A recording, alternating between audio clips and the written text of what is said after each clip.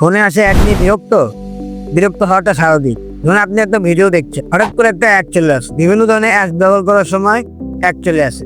এমন সব অ্যাড আসে যা রিমুভ করাটাও কষ্টকর। মাঝে মাঝে মোবাইল ব্যবহার করাটাও কষ্টকর হয়ে যায়। তো ওই অ্যাডগুলো রিমুভ করাটাও কষ্টকর। আপনি বিভিন্ন উপায় বন্ধ করবেন, তারপরে দেখুন কোনো না কোনো উপায়ে সেই অ্যাডগুলো আপনার স্মার্টফোনে চলে আসে।